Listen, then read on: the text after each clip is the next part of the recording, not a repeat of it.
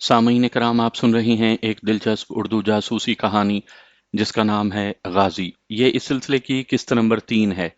मुझे उम्मीद है आपको मेरी ये काविश पसंद आ रही होगी। आपने अगर अभी तक मेरा चैनल कहानी घर सब्सक्राइब नहीं किया तो अभी मेरे चैनल को सब्सक्राइब करके बेल नोटिफिकेशन ऑन कर लीजिए ताकि आने वाली हर नई कहानी की इत्तला बर वक्त आप तक पहुंच सके। मैंने कहा, सरदार जी, मैं तो चाय का कारोबारी आदमी हूँ, मुझे आपकी बात समझ में नहीं आती। मैं खुद को भी नशे में चूर साबित करने की कोशिश कर रहा था ताकि मेरा कोई सवाल उन्हें शक में न डाल दे। उसी सिख ने कहा, भोले बादशाह हो, हर इन्फेंट्री डिवीजन के साथ एक या दो टैंक रेजिमेंट्स होती हैं। जिस इन्फेंट्री डिवीजन के साथ हमारी रेजिमेंट मुंसलिक है वो फाजलिका हेडवर्क्स के करीब है। उसने मजीद समझाते हुए कहा, अटर्लरी वाले पहले हमारा रास्ता साफ करते हैं और फिर कभी हम आगे और इन्फेंट्री पीछे और कभी इन्फेंट्री आगे और हम पीछे और यूं दुश्मन की सफ़ों में घुस जाते हैं। मैंने बाकी तीनों फौजियों से भी अच्छी खासी मालूमात हासिल कर लीं। मसलन ये कि T-57 के अलावा इसी सीरीज के जदीद रूसी टैंक और फ्रांसीसी AMX-13 और PT-76 टैंक भी मगरबी पाकिस्तान के बॉर्डर पर मुतय्यन इन्फेंट्री डिवीजन्स के साथ मुंसलिक हैं। मजीद जो तफसीलात मैंने हासिल की वो मैं बवजह यहाँ बयान नहीं कर सकता। बहरहाल कारआमद मालूमात हासिल हुई। मैंने उनके खाने का ऑर्डर दिया और रात 11:30 बजे हम अगले रोज फिर मिलने का वादा करके अपनी अपनी राह चल दिए। मैं होटल पहुंचा और उन सब अहम इत्तलात को कोड में लिखा। ये मेरी पहली कामयाबी थी। अगली शाम मजीद मालूमात हासिल करने का प्रोग्राम बनाकर मैं सो गया। मैं चाहता था कि अपनी मुफस्सिल रिपोर्ट ऐसी भेजूं कि मेरे सीनियर्स खुशी से उछल पड़ें। अगली सुबह मैंने जब गुज़िश्ता रात की मालूमात का दोबारा जायज़ा लिया तो मुझे ये महसूस हुआ कि यह कामयाबी बहुत मामूली थी। मैं अब तक सिर्फ 3 टैंक रेजिमेंटों के मुतल्लिक जान सका था। अव्वल तो मुझे उन शराबी सिखों से हासिल शुदा मालूमात को टैली करना था ताकि मेरी रिपोर्ट शको शुबे से बालातर हो। इसके अलावा सबसे अहम बात यह थी कि मुझे ना सिर्फ उन रेजिमेंटों के मुतल्लिक भी मालूमात हासिल करनी थी जो सन 71 की जंग के बाद यहाँ से ट्रेनिंग हासिल करके जा चुकी थी, बल्कि उन 3 रेजिमेंटों के अलावा जो दूसरी रेजिमेंट्स ट्रेनिंग ले रही थी उनके मुतल्लिक भी मुकम्मल जानकारी हासिल करनी थी। जब मैंने अपने पूरे मिशन का जायजा लिया तो ये मालूमात बहुत ही मामूली महसूस हुई। अहमदनगर में जेर तरबियत रेजिमेंट्स सिर्फ 3 माह में ट्रेनिंग मुकम्मल करके वापस चली जाती थी और उनकी वापसी से पहले ही नई रेजिमेंट्स के जवान वहां पहुंच जाते। ये सिलसिला 71 की जंग के बाद से मुसलसल जारी था। मुझे इस सिलसिले की कड़ियां शुरू से मिलाकर एक मुफस्सिल रिपोर्ट तैयार करना थी। ब्रिगेड हेडक्वार्टर जो इस ट्रेनिंग का जिम्मेदार था, उसके दफ्तर में या डिवीजन हेडक्वार्टर में यकीनन कोई ऐसी फाइल होनी चाहिए थी जिससे मुझे तमाम मालूमात हासिल हो सकती थी। अहमदनगर एक तरह से ट्रांजिट कैंप की तरह था और वहां आने वालों की फाइल या मालूमात मुझे अव्वल दोनों हेडक्वार्टरों के दफातर से, दोयम कैंप कमांडेंट के दफ्तर से और सोम लंगर से मिलने की उम्मीद थी। मैंने इन तीनों जराए में से कैंप कमांडेंट के दफ्तर का इंतखाब किया क्योंकि डिवीजन और ब्रिगेड हेडक्वार्टर में बीसियों दीगर काम भी होते हैं, जबकि कैंप कमांडेंट वहां आने वालों की सिर्फ आमद, रिहाइश, खुराक और वापसी का जिम्मेदार होता है। मेरे तज्जिए के मुताबिक मुझे उस दफ्तर से मालूमात से भरी एक मुकम्मल फाइल मिलने की उम्मीद थी।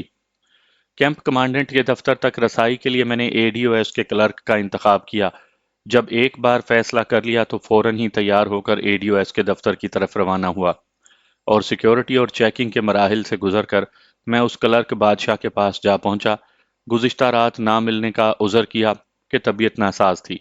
ADOS के दफ्तर में चूंकि मुकामी ठेकेदार टेंडर देने, सप्लाई और रकम की वसूली के लिए अक्सर आते रहते हैं और क्लर्क साहिबान से दूसरे टेंडर देने वालों के भी मुतल्लिक मालूमात हासिल करते हैं, इसलिए ये दफ्तर गैर फौजी अफराद से भरा रहता है।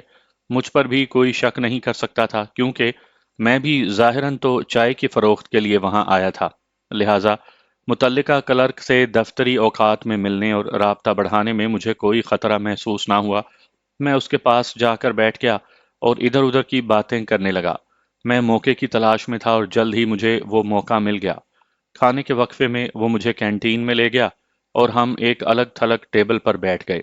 मैंने उसे कहा, मैं तुमसे अलहदगी में बात करना चाहता हूँ। मैं यहाँ अपनी चाय बेचने आया हूँ और हरगिज मायूस वापस नहीं जाना चाहता। تم نے مجھ سے پہلی ملاقات میں کہا تھا کہ بغیر روابط بڑھائے اور افسران کو خوش کیے کام نہیں ہو سکتا۔ مجھے کھل کر بتاؤ کہ یہاں کن کن کو خوش کرنا پڑتا ہے۔ وہ کہنے لگا، آپ یہ تو جانتے ہی ہوں گے کہ جہاں ایک ہی چیز کی سپلائی کرنے والے کئی ہوں تو پھر افسران کی خوشنودی تو حاصل کرنا ہی پڑتی ہے۔ یہاں پر اے ڈی او ایس اور D A D O S کے علاوہ لنگر انچارج اور میں نے فوراً ہی لقمہ دیا کہ کیمپ کمانڈنٹ کو بھی خوش کرنا ہوگا۔ اس نے اس بات میں سر ہلایا۔ میں نے اسے کہا کہ یہ سب میں تمہارے ذمہ لگاتا ہوں۔ مجھے لنگر انچارج اور کیمپ کمانڈنٹ سے ملوا دو۔ اگر میں اپنی چائے یہاں فروخت کرنے میں کامیاب ہو گیا تو اس کا سہرا تمہارے سر ہوگا اور تم بھی بہت فائدے میں رہو گے۔ یہ کہتے ہوئے میں نے 2,000 روپے چپکے سے اس کے ہاتھ میں تھما دیے۔ وہ پہلے تو انکار کرتا رہا لیکن اس کا انکار محض رسمی سا تھا۔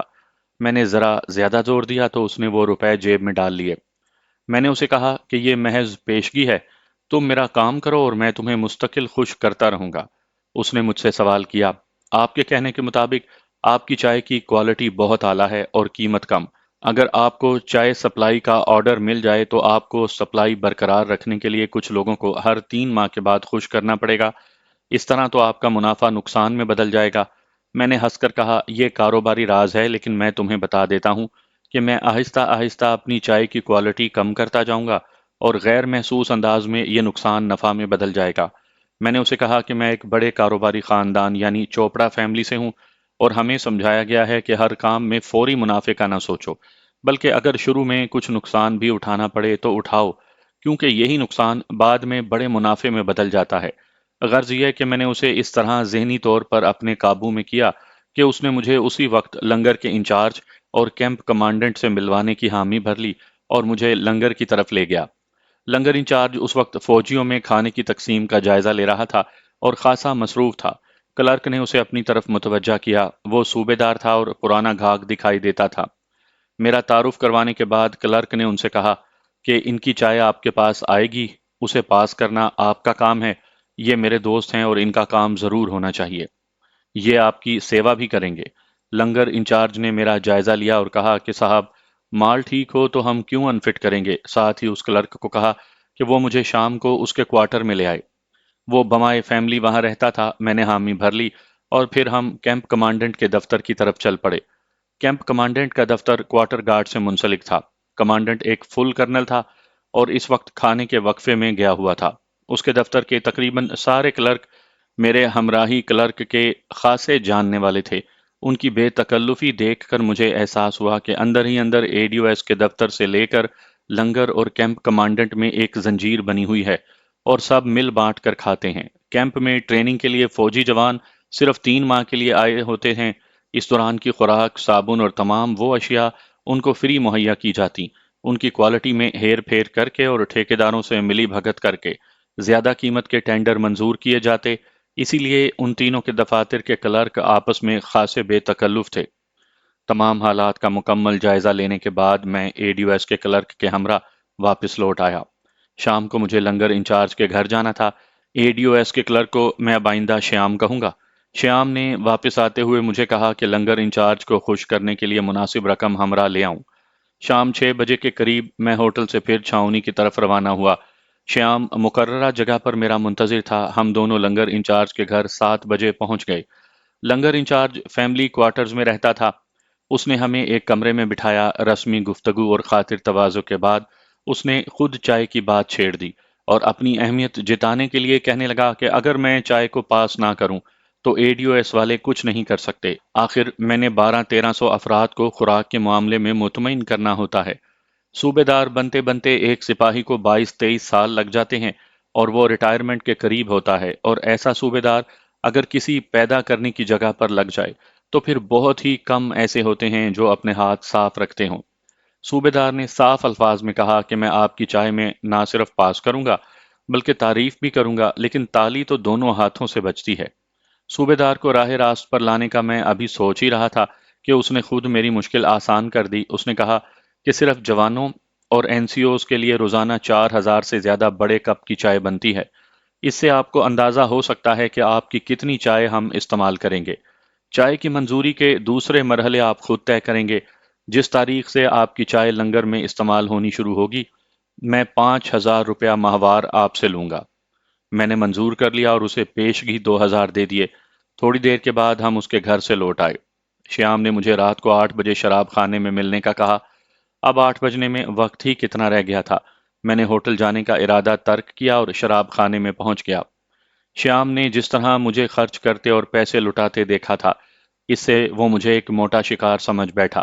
وہ جلد از جلد اپنی موجودگی میں مجھے کیمپ کمانڈنٹ کے دفتر کے کلرکوں سے ملوانا چاہتا تھا تاکہ میری کوئی ڈیل اس کی غیر موجودگی میں نہ ہو۔ 8 بجے وہ 2 فوجیوں کو اپنے ہمراہ لایا اور مجھے بتایا کہ وہ کیمپ کمانڈنٹ کے دفتر میں کام کرتے ہیں۔ وہ شام ہم نے کچھ گپ شپ اور کچھ کام کی باتوں میں گزار دی۔ مجھے یوں ہی کچھ شک پڑ گیا کہ شیام اتنی جلدی سب سے کیوں ملوا رہا ہے۔ اگرچہ ان دونوں فوجیوں کو میں دوپہر کو کیمپ کمانڈنٹ کے دفتر میں دیکھ چکا تھا، لیکن پھر بھی اپنی تسلی کے لیے میں نے اپنے کام کی بات کو اس شام زیادہ آگے نہ بڑھایا اور کہا کہ میں کل شیام کے دفتر میں آؤں گا اور اس کے ہمراہ کیمپ کمانڈنٹ کے دفتر میں ان سے ملوں گا۔ جب وہ مے نوشی کر رہے تھے تو میں ان کے چہروں سے ان کی دلی جذبات کا اندازہ لگا رہا تھا۔ شراب کے نشے میں انسان اندر کی بات بھی زبان پر لے آتا ہے اور اس کا چہرہ اس کے دلی جذبات کی عکاسی کرتا ہے۔ میں نے محسوس کیا کہ شیام اور ایک فوجی تو شراب پی کر خوب ہنس بول رہے تھے، جبکہ دوسرا فوجی بار بار گہری سوچ میں غرق ہو جاتا تھا۔ میں اس کی طرف متوجہ ہوا اور کہا، کیا بات ہے یار، بیوی یاد آ رہی ہے جو یوں خاموش بیٹھے ہو؟ وہ کھسیانی سی ہنسی کے بعد پھر چپ ہو گیا۔ میں نے 2 3 بار اسے ٹٹولنے کی کوشش کی، لیکن وہ دل کی بات زبان پر نہ لایا اور نہ ہی اس کی خاموشی اور سوچ میں ڈوبنے میں کوئی فرق آیا۔ شراب خانے میں کوئی ٹوائلٹ وغیرہ نہیں تھا۔ میں نے چھوٹی انگلی کا اشارہ دے کر اپنی حاجت کا اظہار کیا۔ شیام نے کہا کہ باہر سڑک کی دوسری جانب۔ میں نے اس سوچ میں ڈوبے فوجی کا ہاتھ تھاما اور کہا کہ وہ میرے ہمراہ چلے۔ وہ میرے ساتھ باہر آ گیا۔ سڑک کی دوسری جانب فارغ ہو کر میں نے اسے کہا، ایسے ماحول میں جہاں انسان سب غموں سے آزاد ہو جاتا ہے، تم کیوں غمگین بیٹھے ہو؟ پریشانیاں مجھے بھی ڈھیر ساری ہیں، لیکن ہر پریشانی کا کوئی نہ کوئی حل نکل جاتا ہے۔ اگر تم چاہو تو میں تمہاری ہر ممکن مدد کرنے کو تیار ہوں، اور اگر چل سکتے ہو تو یہاں سے واپسی پر میرے ہمراہ ہوٹل چلو، وہاں سکون سے باتیں کریں گے۔ وہ کچھ دیر سوچتا رہا اور پھر بولا کہ صاحب، آپ پہلی بار مجھے ملے ہیں اور میری پریشانی کو بھانپ گئے ہیں، اور یہاں میرے ساتھی جو سارا وقت میرے ساتھ رہتے ہیں، انہوں نے کبھی بھی مجھ سے نہیں پوچھا کہ کیا بات ہے۔ آپ میں مجھے ایک ہمدرد انسان کا دل دکھائی دیتا ہے۔ میں واپسی پر آپ کے ہمراہ ہوٹل چلنے کو تیار ہوں۔ شراب خانے سے میں آدھے گھنٹے بعد اٹھاؤں گا اور آپ کے ہوٹل میں سویلین لباس میں پہنچ جاؤں گا۔ آپ بھی میرے آنے کے بعد جلد آنے کی کوشش کیجیے گا۔ میں نے اسے دلاسا دیا اور ہم واپس آ گئے۔ میں نے اس کے گلاس میں زیادہ شراب انڈیلی تاکہ وہ اور زیادہ نشے میں ہو جائے۔ کچھ دیر کے بعد اس نے سر درد کی شکایت کی اور سب سے معذرت کر کے باہر چلا گیا۔ ہمارے ٹیبل پر محفل اس وقت شباب پر تھی، اس لیے دوسروں نے اس کے جانے کا کوئی خاص نوٹس نہ لیا۔ تقریباً 11:30 بجے ہماری محفل برخاست ہوئی۔ مجھے یقین تھا کہ میری طرح شیام اور اس کا ساتھی بھی مستقبل کے سنہرے خیالوں میں ڈوبے ہوئے تھے۔ یہاں پر میں ایک مختصر سی وضاحت کرنا چاہتا ہوں۔ سوائے بنگال اور مدراس کے دور دراز دیہاتوں کے جہاں مقامی زبان بولی جاتی ہے، سارے بھارت کے شہروں اور افواج میں جو زبان بولی جاتی ہے وہ ایسی اردو ہے جس میں بمشکل 30 40 الفاظ سنسکرت کے شامل کیے گئے ہیں۔ ٹھیٹھ اور کڑک سنسکرت صرف سیاسی جلسوں میں ہی استعمال ہوتی ہے۔ سارے بھارت کی عوامی زبان وہی ہے جو بھارتی فلموں اور گانوں میں استعمال ہوتی ہے۔ یہ 30 40 سنسکرتی لفظ یاد کر کے اور انہیں صحیح جگہ پر استعمال کر کے بلا شک و شبہ آپ ہندی زبان بخوبی جاننے والے کہلا سکتے ہیں۔ دوران تربیت مجھے 60 سے زیادہ ایسے الفاظ اور ان کا صحیح استعمال بخوبی ازبر کروایا گیا تھا۔ میں شراب خانے سے نکل کر رکشے پر بیٹھا اور ہوٹل کی راہ لی۔ وہ کلرک جس کا نام اشوک سنہا تھا، ہوٹل کی لابی میں میرا منتظر تھا۔ میں اسے ہمراہ لے کر اپنے کمرے میں آ گیا۔ شراب خانے میں سے ہمراہ لائی ہوئی بوتل کھولی اور اسے ایک پیگ بنا کر دیا۔ میں نے اسے کہا کہ اگر انسان انسان کے کام نہ آئے تو کیا جانور اور پرندے کام آئیں گے؟ میں نے اسے کہا کہ میں بالکل اکیلا ہوں، اپنی ضرورت سے زیادہ آمدنی ہے، ممبئی میں رہائش ہے، کاروبار بڑھانے کے لیے یہاں آیا ہوں، پنجابی ہوں اور ذات پات پر یقین نہیں رکھتا، انسان دوست ہوں۔ تمہیں پریشان دیکھ کر نہ رہ سکا اور تمہیں یہاں بلا لیا۔ اب صاف صاف بتاؤ کس بات نے تمہیں پریشان کر رکھا ہے؟ جو کچھ بھی میرے بس میں ہوا میں تمہارے لیے کروں گا۔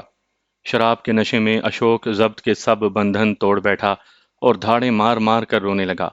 میں چاہتا تھا کہ وہ زیادہ نہ روئے، کیونکہ دکھ میں رونے سے نہ صرف سکون ملتا ہے بلکہ ڈھارس بھی ملتی ہے۔ میں اشوک کے بہت قریب بیٹھ گیا اور کہا، مرد رویا نہیں کرتے، تم مرد بھی ہو اور فوجی بھی۔ تمہیں تو ہرگز رونا نہیں چاہیے، بلکہ اپنی پریشانی کو دور کرنے کی تدبیر کرنی چاہیے، اور پھر میرا وعدہ ہے کہ تمہاری ہر ممکن مدد کروں گا۔ اسے تسلی دی تو وہ بولا، صاحب، میرے پتا سورگ باش ہو چکے ہیں، میری 3 بہنیں ہیں، اور صرف اس وجہ سے کسی کی بھی شادی نہیں ہوئی کہ میری آمدنی اس قدر نہیں کہ جہیز دے سکوں۔ سب سے بڑی بہن کی ایک جگہ سگائی ہوئی، 2 سال ہو چکے ہیں، لیکن محض جہیز نہ ہونے کی وجہ سے پھیرے نہیں ہو پائے۔ اب لڑکے والوں نے سگائی توڑنے کی دھمکی دی ہے۔ ماتا جی اسی غم میں گھل گھل کر بیمار ہو چکی ہیں۔ میں نے ہر طرح سے کوشش کر کے دیکھ لیا ہے، لیکن کہیں سے رقم کا انتظام نہیں ہوا۔ میں ہر مشکل سے مشکل کام کرنے کو تیار ہوں، لیکن اپنی بہن کی سگائی ٹوٹتے نہیں دیکھ سکتا۔ اس کی دکھ بھری کہانی برِ صغیر کے 80% گھرانوں کی داستان تھی۔ لاکھوں لڑکیاں جہیز نہ ہونے کی وجہ سے شادی کی عمر کو عبور کر کے بوڑھی ہو چکی ہیں۔ والدین کی مجبوری کو لڑکے والے سننا بھی پسند نہیں کرتے، اور لڑکے کا باقاعدہ بھاؤ تاؤ کر کے اسے بیاتے ہیں، اور جن لڑکی والوں کے پاس دینے کو کچھ نہیں ہوتا، وہ جھوٹی آس لگائے بوڑھی ہو جاتی ہیں، اور جو ذرا ماڈرن ذہن رکھتی ہیں وہ گھر سے بھاگ جاتی ہیں، اور ان کا انجام بالآخر کسی کوہبہ خانے میں ہوتا ہے۔ میں نے اشوک سے پوچھا کہ اسے کتنی رقم کی ضرورت ہے۔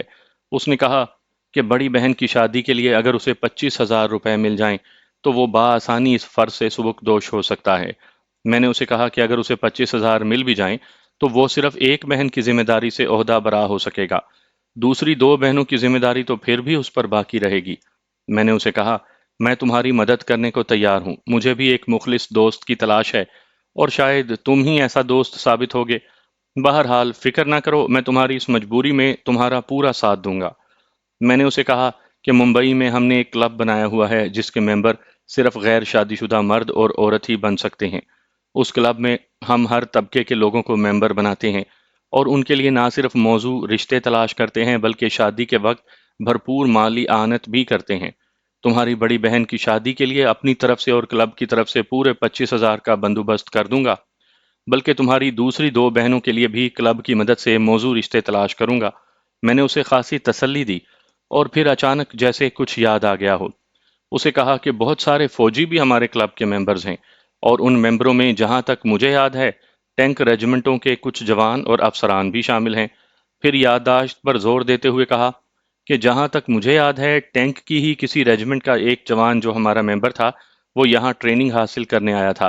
اس کی ایک بہن کی شادی بھی اسی وجہ سے رکی ہوئی تھی۔ وہ غالباً پنجاب کے علاقے کا تھا اور ہمارے کلب کی دہلی کی شاخ سے ممبر بنا تھا۔ اس کی بہن کی شادی بھی ہمارے کلب کی مالی اعانت سے ہوئی تھی۔ کلب کے قواعد و ضوابط کے مطابق اس نے کلب سے حاصل شدہ رقم نہایت معمولی اقساط میں واپس کرنی تھی۔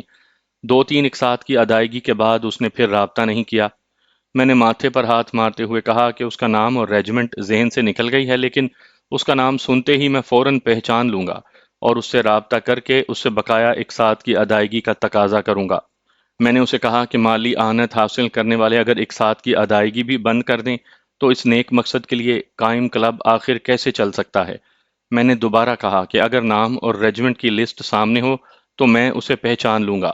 اشوک کو اپنی مشکل حل ہوتے ہوئے سامنے نظر آ رہی تھی، اور اس کے لیے اسے میری خوشنودی کی ضرورت تھی۔ اس نے کہا، صاحب، آپ کی بڑی مہربانی کہ آپ نے اس مشکل وقت میں میرا ساتھ دینے کا وعدہ کیا ہے۔ یہ ہے تو خلاف ضابطہ اور قانون کے مطابق پکڑے جانے پر میرا کورٹ مارشل بھی ہو سکتا ہے، لیکن میں پھر بھی مکمل فائل جو کہ میرے دفتر کے ایک کلرک کے پاس ہے کسی طرح حاصل کر کے کل رات آپ کو ہوٹل میں لا دوں گا، اور آپ اس سے اپنے مطلوبہ شخص کو تلاش کر لیجئے گا۔ اگلی صبح دفتر کے وقت سے پہلے وہ فائل آپ سے میں واپس لے جاؤں گا۔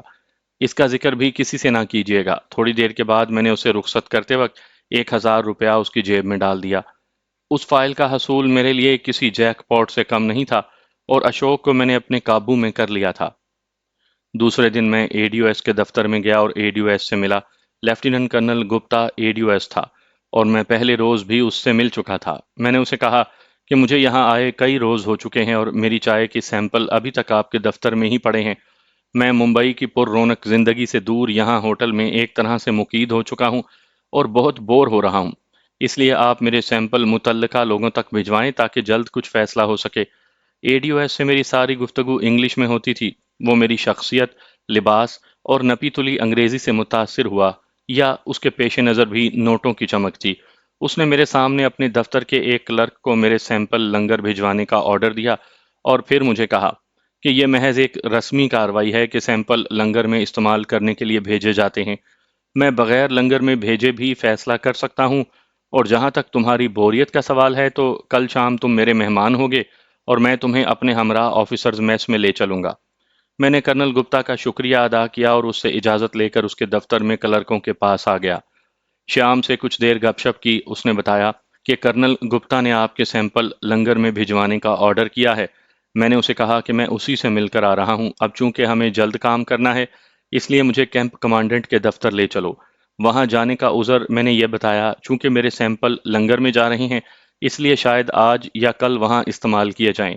کیمپ میں رہنے والے لنگر کے متعلق کوئی شکایت بھی ڈائریکٹ لنگر میں نہیں کر سکتے، بلکہ اپنے سینئرز کے ذریعے کیمپ کمانڈنٹ سے کر سکتے ہیں۔ کیمپ کمانڈنٹ کا دفتر اس شکایت کی چھان بین کرتا ہے، اور یہ فوجی ڈسپلن کا لازمی حصہ ہے۔ تھوڑی دیر کے بعد شیام مجھے ہمراہ لے کر کیمپ کمانڈنٹ کے دفتر چلا گیا۔ میں اشوک سے ملنا چاہتا تھا۔ اشوک نے مجھے دیکھا اور مجھے اس کے چہرے پر ایک اطمینان نظر آیا۔ اس نے آنکھوں آنکھوں میں ہی مجھے جتا دیا کہ کام ہو گیا ہے۔ وہاں رسمی بات چیت ہی ہوئی۔ شیام نے ایک دوسرے کلرک کو کہا کہ ان کے آج سیمپل لنگر میں بھجوائے جا رہے ہیں۔ اگر کوئی شکایت وہاں سے آئی تو مجھے بتا دینا۔ یہ دوسرا کلرک وہی تھا جو گزشتہ رات شیام اور اشوک کے ہمراہ آیا تھا۔ وہاں سے جب ہم واپس لوٹنے لگے تو کیمپ کمانڈنٹ سے اچانک آمنا سامنا ہو گیا۔ شیام نے اسے سلوٹ کیا۔ میری طرف اس نے سوالیہ نظروں سے دیکھا تو میں نے آگے بڑھ کر اپنا تعارف کروایا، احمد نگر آنے کی وجہ بتائی اور کہا کہ میری چائے کے سیمپل آج لنگر میں بھیجے جائیں گے۔ ہم دونوں انگریزی میں بات کر رہے تھے۔ کالروں پر سرخ پٹی لگائے اور کیمپ کمانڈنٹ کی پوسٹ پر متعین اکڑا ہوا فل کرنل مجھے ایک معمولی کلرک کے ہمراہ دیکھ کر خوش نہ ہوا اور بولا، اگر آپ مجھ سے ملنے آئے ہیں تو میرے دفتر میں آ جائیں۔ میں نے شیام کو اشارہ کیا اور کرنل کے پیچھے ہی اس کے دفتر میں داخل ہو گیا۔ بہت سجا سجایا دفتر تھا۔ کرنل نے مجھے بیٹھنے کو کہا۔ میں چاہتا تھا کہ کرنل کو بھی متاثر کر لوں۔ انیشیلز کے ساتھ اس کا نام ملہوترا تھا۔ میں نے اسے کہا کہ کرنل صاحب، میں 2 مرتبہ آپ سے ملنے یہاں تک آ چکا ہوں، لیکن آپ دفتر میں موجود نہیں تھے۔ میری چائے ٹیسٹ کے لیے ADOS کے آفس سے لنگر تک پہنچ چکی ہے۔ اصولاً مجھے پہلے آپ سے ملنا چاہیے تھا، کیونکہ سارے کیمپ اور اس میں رہنے والے آفیسرز اور جوانوں کے آپ انچارج ہیں، اور ان کی مکمل دیکھ بھال بھی آپ کے ذمے ہے۔ آپ کے دفتر تک آنے کے لیے میں نے ADOS کے ایک کلرک کو ہمراہ لیا، کیونکہ مجھے معلوم ہوا تھا کہ آپ کے دفتر میں آنے اور آپ سے ملنے کے لیے درخواست دینی پڑتی ہے۔ میں یہاں ہوٹل میں ٹھہرا ہوں اور زیادہ دن یوں ہی نہیں رہ سکتا، اس لیے یہ شارٹ کٹ استعمال کیا۔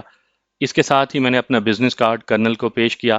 موسم ابھی خاصا گرم تھا۔ کیمپ کے راؤنڈ کی گرمی کمرے میں لگے ایئر کنڈیشنر نے کم کر دی تھی، اور کرنل بھی ٹھنڈا ہو چکا تھا۔ بغیر اپائنٹمنٹ کے آنے کی جب میں نے دوبارہ معذرت کی تو کرنل نے مجھ سے پوچھا کہ میں چائے پیوں گا یا کافی۔ میں نے کہا کہ چائے، بشرط یہ کہ آپ میری چائے کے سیمپل سے چائے بنوائیں۔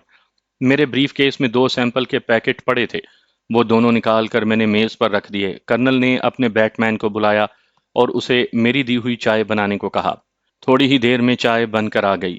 کرنل نے چائے کا گھونٹ لیا اور پوچھا کہ اس کے دام کیا ہیں۔ میں نے قیمت بتا دی۔ چائے کا کپ ختم کرتے ہی اس نے انٹرنل فون پر لنگر انچارج کو فون کیا اور کہا کہ آج جو نئی چائے تمہارے پاس آ رہی ہے وہ میں نے پی ہے اور مجھے بہت پسند آئی ہے۔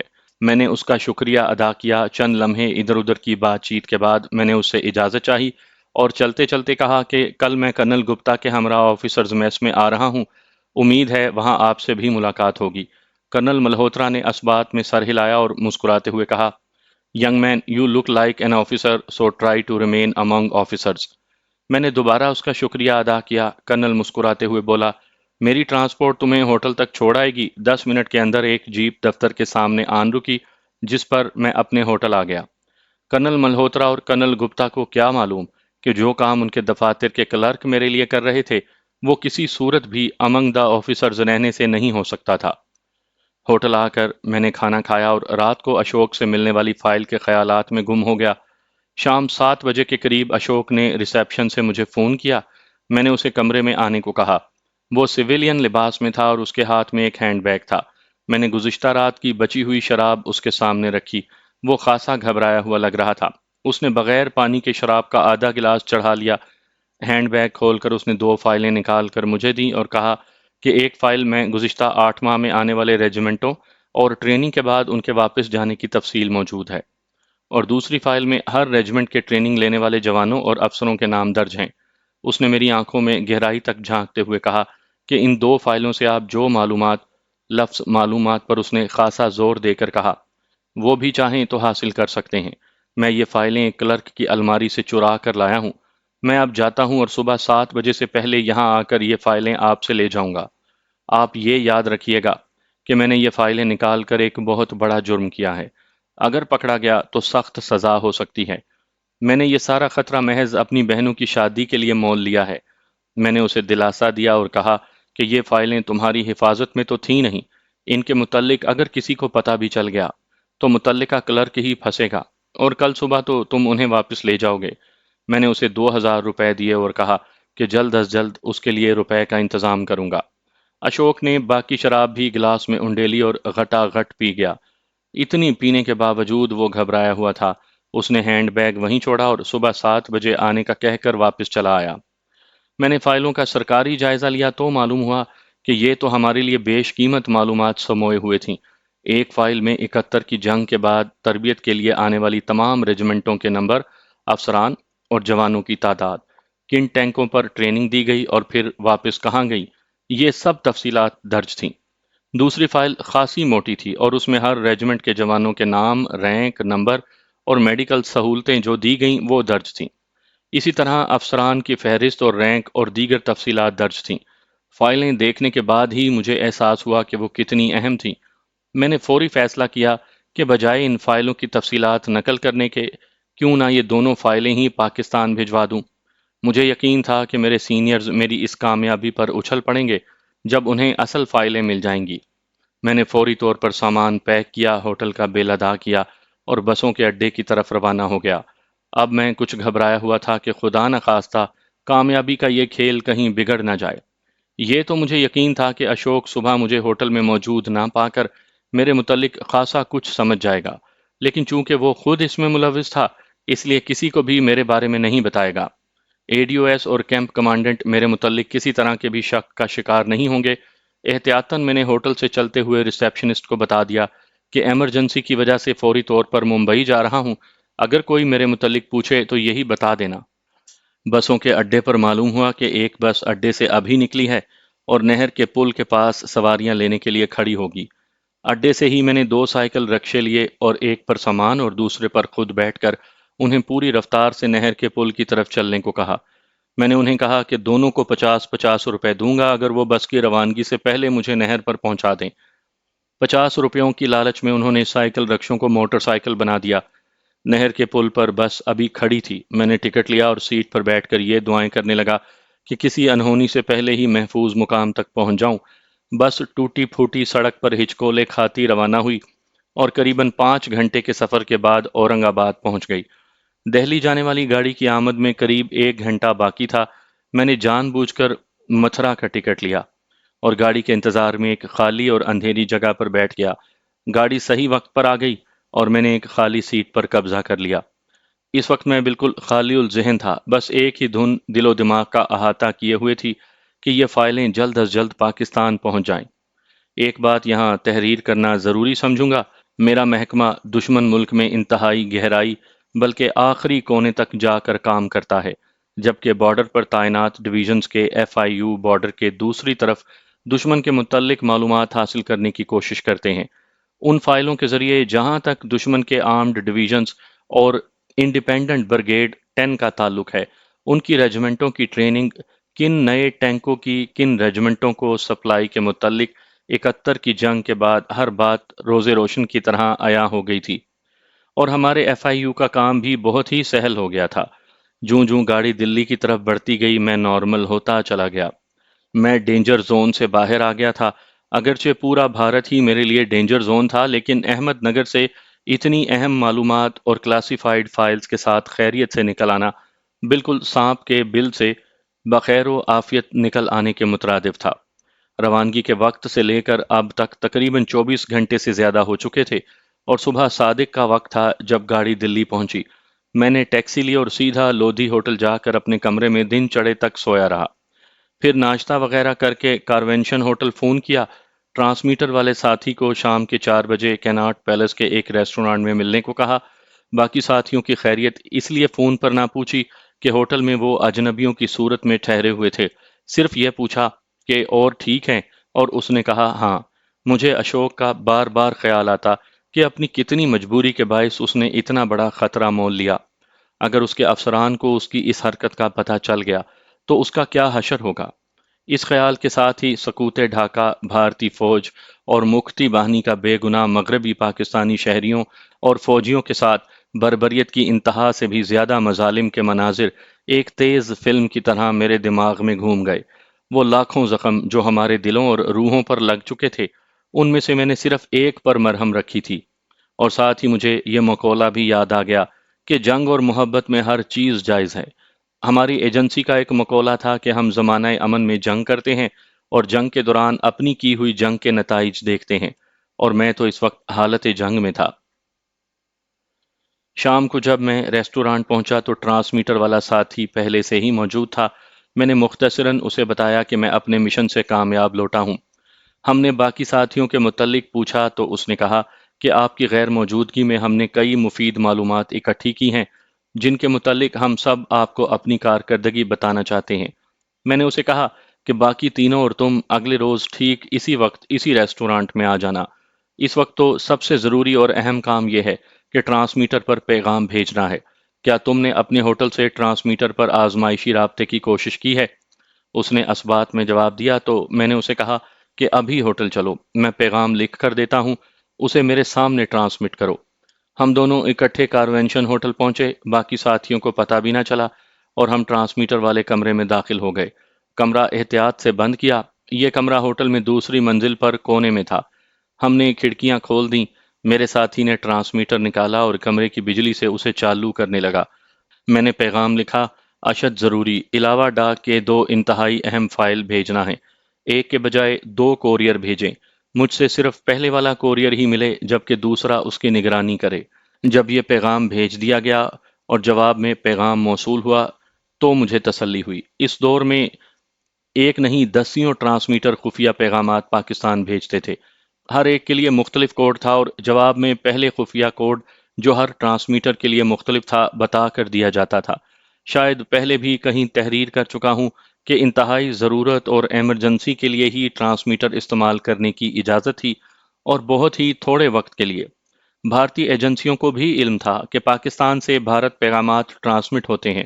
انہیں شاید ہماری ایک دو فریکوینسیز تک رسائی بھی ہو چکی تھی، اسی لیے ٹرانسمیٹر کے استعمال میں انتہائی احتیاط برتنی لازمی تھی۔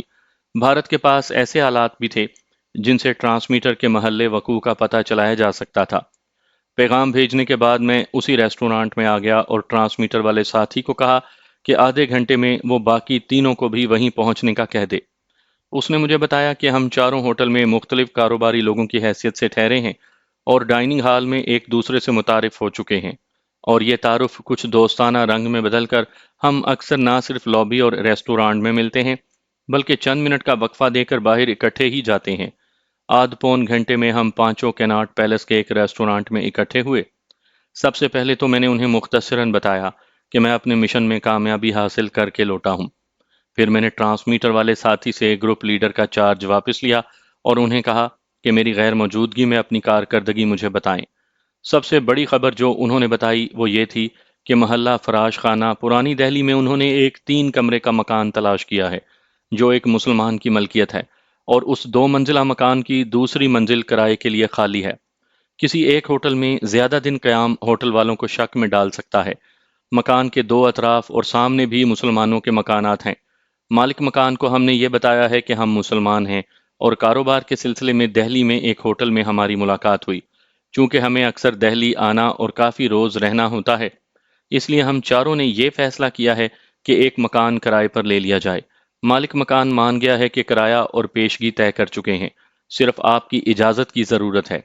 مجھے یہ تجویز پسند آئی کیونکہ دشمن ملک میں مسلمان جاسوسوں کا ہندو بن کر رہنا اور خصوصاً ہوٹل میں زیادہ عرصہ قیام نہ صرف انہیں مشکوک بنا دیتا ہے بلکہ ایک مسلمان کے مستقل طور پر ہندو کے روپ میں رہنے سے احتیاط کے باوجود اس سے غیر ارادتاً ایسی غلطی ہونے کا امکان ہے جس سے اس کی اصلیت ظاہر ہو سکتی ہے۔ ہم اس قسم کا کوئی رسک لینے کو تیار نہیں تھے۔ بعد کے اوراق میں آپ سنیں گے کہ نادانستہ طور پر مجھ سے بھی دو تین ایسی فاش غلطیاں ہوئیں جن کی وجہ سے دشمن کی گرفت میں آتے آتے بچا۔ میں نے انہیں مکان کرائے پر لینے کی اجازت دی۔ ایک اور کامیابی جو انہوں نے حاصل کی وہ یہ تھی کہ بھارتی آرمی چیف کے ہیڈ کوارٹرز کے باہر سٹیٹک سرویلنس اور موبائل نگرانی کر کے انہوں نے ہیڈ کوارٹرز میں کام کرنے والے چند سویلین اہلکاروں کی دفتری پوزیشنز اور رہائش گاہوں کا پتہ چلا لیا تھا۔ یہ خاصی اہم معلومات تھیں جو ہمارے آئندہ مشنوں میں بہت مفید ثابت ہو سکتی تھیں۔ تربیت یافتہ فوجی تو خاصے محتاط ہوتے ہیں، لیکن سویلین ملازمین کافی لاپرواہی برتتے ہیں اور انہیں قابو کرنا نسبتاً آسان ہوتا ہے۔ کچھ اور معلومات بھی انہوں نے مجھے دیں اور قریباً 1 گھنٹے کی میٹنگ کے بعد ہم نے اپنی اپنی راہ لی۔ میں نے انہیں 2 دن بعد اسی جگہ اسی وقت ملنے کو کہا۔ ان 2 دنوں میں انہوں نے مکان کرائے پر لے کر شفٹ کرنا تھا۔ فائلیں تو میرے قبضے میں آ چکی تھیں، لیکن ایک پریشانی ایسی تھی جس کا کوئی حل نظر نہ آتا تھا۔ میں نے یہ فائلیں اپنے کانٹیکٹ کے حوالے کرنی تھی اور کانٹیکٹ نے یہ فائلیں لاہور میں میرے سینئرز کو پہنچانی تھیں۔ بارڈر کراس کرنے میں وہی خطرات تھے، اگر خدا نخواستہ کانٹیکٹ پکڑا جاتا تو اتنی اہم معلومات جن کی نہ صرف پاکستان کو بے حد ضرورت تھی بلکہ جن کے حصول کے لیے میں نے اپنی زندگی موت کے منہ میں ڈال دی تھی، اپنی منزل تک نہ پہنچ پاتی۔ ان دنوں فوٹو اسٹیٹ ایجاد نہیں ہوا تھا، اور اگر تھا بھی تو صرف مغربی ممالک میں۔ میرے پاس نہ تو کوئی کیمرہ تھا اور نہ ہی اتنا قیمتی کیمرہ لے سکتا تھا جس سے ان فائلوں کے مواد کی تصویریں اتار سکتا۔ بہت سوچ سوچ کر میں نے فیصلہ کیا ہے کہ دقت طلب کام، لیکن اسے فائلیں کانٹیکٹ کو دینے سے پہلے ضرور پورا کرنا ہے۔ تربیلے میں ملازمت کے دوران کمپنی کی طرف سے ہم ایک ہفت روزہ شمارہ آواز نامی نکالتے تھے جو جنگ پریس راولپنڈی میں چھاپا جاتا تھا۔ کتابت تو لیتھو میں ہوتی تھی لیکن چھپتا آفسٹ پر تھا۔ رسالے میں چھپنے کے لیے جو تصویریں ہم دیتے تھے انہیں فوٹو فلم پر منتقل کیا جاتا تھا۔ فوٹو فلم بالکل نیگیٹو کی طرح ہوتا ہے جس کے آر پار دیکھا جا سکتا ہے، لیکن اس پر تصویر پازیٹیو ہوتی ہے، اور وہی فوٹو فلم چھپائی کے لیے استعمال ہوتا ہے۔ اب مجھے کسی ایسے اخبار یا رسالے کی تلاش تھی جو دہلی سے فوٹو آفسٹ پر چھپتا ہو۔ میں نے ایک بک اسٹال پر جا کر رسالے اور اخبار دیکھنا شروع کیے۔ بالآخر ایک مشہور فلمی ماہنامہ ایسا ملا جو آفسٹ پر چھپتا تھا۔ اس رسالے کا ایڈریس بھی میں نے نوٹ کر لیا اور آصف علی روڈ پر اس کے دفتر جا پہنچا۔ بجائے مالکان اور چیف ایڈیٹر سے ملنے کے، میں ایک چپڑاسی کے ذریعے کاتبوں کے کمرے میں گیا اور ایک کاتب سے جو شکل سے مسلمان لگتا تھا، فوٹو فلم بنانے والے کا پوچھا۔ اس نے اس کا نام اور پتہ بتا دیا۔ یہ دفتر کا ملازم نہیں تھا بلکہ اس کی اپنی دکان اور اپنے آلات تھے، اور مختلف رسالوں اور اخبارات کے لیے فوٹو فلم بناتا تھا۔ میں اس کے پاس پہنچا اور ارجنٹ فوٹو فلم بنانے کی بات کی۔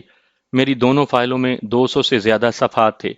میں نے اسے سائز بتایا تو اس نے کہا کہ بجائے فل سائز کے آپ پوسٹ کارڈ سائز میں بنوا لیں تو لاگت بھی کم آئے گی اور وقت بھی نسبتاً کم صرف ہوگا۔ میں نے اسے اس رقم سے زیادہ دینے کا وعدہ کیا، لیکن 2 شرائط کے ساتھ۔ زیادہ سے زیادہ 48 گھنٹے میں تمام کام ختم کرنا ہوگا، اور فوٹو فلم بنانے کے دوران میں موجود رہوں گا۔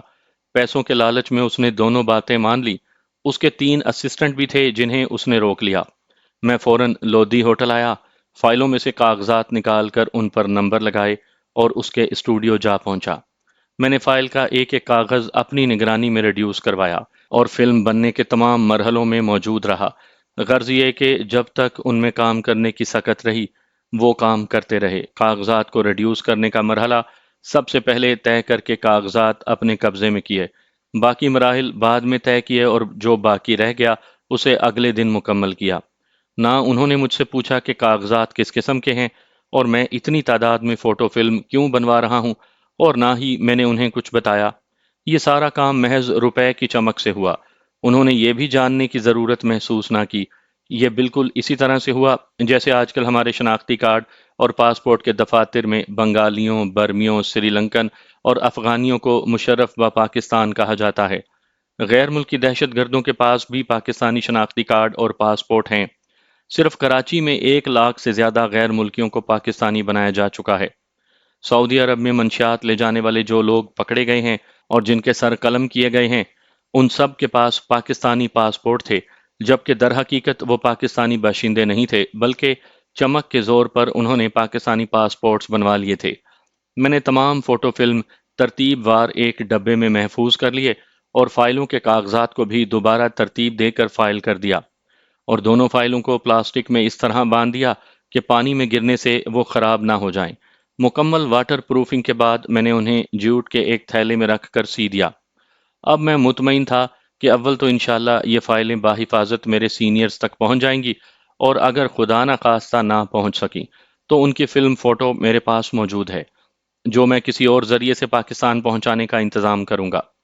میں نے خفیہ روشنائی سے احمد نگر میں مشن کی کامیابی اور مزید معلومات تحریر کی۔ وقت مقررہ پر میرے ساتھی اس ریسٹورانٹ میں مجھے ملے۔ وہ مکان میں شفٹ ہو چکے تھے۔ کچھ فرنیچر انہیں مالک مکان نے دیا تھا اور کچھ انہوں نے خرید لیا تھا۔ میں نے اپنی ڈاک میں اخراجات کی تفصیل لکھ دی تھی۔ مجھے اور میرے ساتھیوں کو مزید رقم کی ضرورت تھی، کیونکہ اب مجھے دہلی میں اونچے طبقے کے لوگوں سے میل جول بڑھانا تھا، اور میرے ساتھیوں نے بھی اپنے مشنز کی تکمیل کی طرف بڑھنا تھا۔ ہم سب کو اب کانٹیکٹ کی آمد کا انتظار تھا۔ ٹرانسمیٹر پر ہمارے پہلی بار رابطہ کے بعد امکان تھا کہ ہمیں نئی ہدایات ملتیں۔ میرے دو ساتھی جھانسی اور بابینا دوبارہ جانے کو بےتاب تھے تاکہ اپنا مشن پورا کر سکیں، لیکن میں نے انہیں ڈاک ملنے تک اس ارادے سے باز رکھا۔ میں نہیں چاہتا تھا کہ کسی فوجی علاقے میں ایک دو دھماکے کر کے ہم بھارتی سیکیورٹی کو چوکس کر دیں۔ علاوہ ازیں دھماکہ خیز مادہ اور ہینڈ گرنیڈ ہمیں بھارت میں اپنے ہمدردوں سے حاصل کرنے تھے، جن کے حصول کے لیے مجھے ان سے رابطہ کرنا تھا۔ میں چاہتا تھا کہ یہ کام مؤخر کر دیا جائے۔ بہرحال میرے چاہنے نہ چاہنے کی بات نہیں تھی، بلکہ ہمیں اوپر کے احکامات کی تعمیل کرنی تھی۔ کانٹیکٹ کی آمد میں صرف 2 دن رہ گئے تھے۔ میں نے ان 2 دنوں کی شامیں اشوکا اور اکبر ہوٹل میں گزاری، اور اب میں نے اپنی پوری توجہ سروسز کلب میں داخل ہونے اور وہاں راہ و رسم بڑھانے پر مرکوز کر دی تھی۔ مقررہ دن اور وقت پر کانٹیکٹ ملا۔ اس نے مجھے اشارے سے بتایا کہ اس کے ہمراہ ایک اور آدمی بھی بھیجا گیا ہے اور وہ نزدیک ہی کھڑا ہے۔ اپنی تسلی کے لیے میں ٹہلتے ٹہلتے اس نئے آدمی کے قریب سے گزرا اور سگریٹ جلانے کے لیے اس سے ماچس مانگی۔ جواباً اس نے کہا کہ ماچس تو لیجئے، لیکن ایک سگریٹ آپ مجھے دے دیں۔ یہ ہمارا نئے آدمی کے لیے مستقل کوڈ تھا۔ صحیح جواب ملنے پر میں نے اسے سگریٹ دیا اور اپنا سگریٹ سلگا کر ٹہلتے ٹہلتے واپس آ گیا۔ کانٹیکٹ وہیں تھا۔ میں نے اپنے ایک ساتھی کو اشارہ کیا جو مجھ سے کچھ فاصلے پر کھڑا تھا۔ وہ میرے سامنے سے گزر کر دوسری جانب جا کھڑا ہوا، جہاں سے کانٹیکٹ اسے نہیں دیکھ سکتا تھا۔ ڈاک اس کے پاس تھی۔ میں نے کانٹیکٹ سے اپنی ڈاک لی اور اسے کہا کہ اس جانب چلے جدھر میرا ساتھی تھا۔ پیچھے پیچھے میں بھی چل پڑا۔ ادھر کانٹیکٹ کا ساتھی بھی فاصلہ رکھ کر اس کے پیچھے چل پڑا۔ میں نے اپنے ساتھی کے پاس سے گزرتے ہوئے ڈاک اسے تھمائی اور بھیجنے والی ڈاک کا پیکٹ اس سے لے لیا۔ میرا ساتھی فوراً وہاں سے اپنے گھر کی طرف روانہ ہو گیا، اور ڈاک کا پیکٹ لیے میں کانٹیکٹ کے پاس پہنچ گیا۔ کسی کی نظروں میں آئے بغیر میں نے پیکٹ اس کے حوالے کیا۔ اس سے پہلے میں کانٹیکٹ کو اگلی ملاقات کے لیے نئی جگہ، دن اور وقت بتا چکا تھا۔ پیکٹ لے کر کانٹیکٹ فوری وہاں سے چل پڑا۔ میں نے دیکھا کہ اس کا ہمراہی کچھ فاصلہ دے کر اس کے پیچھے جا رہا تھا۔ میں دہلی کی گنجان آبادی میں کانٹیکٹ سے سیدھے طور پر بھی مل سکتا تھا اور ڈاک کا تبادلہ کر سکتا تھا، لیکن کسی بھی خطرے کے امکان کو پیش نظر رکھ کر یہ احتیاطی تدابیر اختیار کرنی پڑتی ہیں۔ بہرحال یہ مرحلہ بخیر و عافیت طے ہوا۔ ڈاک لے کر میرا ہمراہی پہلے سے مقررہ وقت پر گھر سے باہر آ کر میرا منتظر تھا۔ میں نے ڈاک کا پیکٹ اس سے لیا اور اپنے ہوٹل آ گیا۔ ڈاک میں کچھ نئی ہدایات تھیں اور 20,000 روپے میرے ساتھیوں کے لیے اور 10,000 میرے لیے۔ ہمیں رقم تو خاصی مل رہی تھی، لیکن ہمیں ایک ایک پیسے کا حساب رکھنا تھا۔